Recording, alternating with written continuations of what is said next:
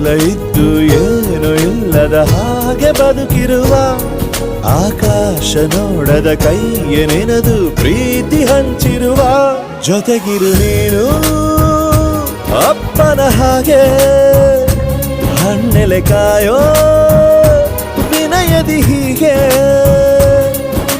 ನಿನ್ನನು ಪಡೆದ ನಾವು ಪುನೀತ ಬಾಳು ನಗು ನಗುತ್ತಾ ಬೊಂಬೆ ಹೇಳುತ್ತೈತೆ ಮತ್ತೆ ಹೇಳುತ್ತೈತೆ ನೀನೇ ರಾಜಕುಮಾರ.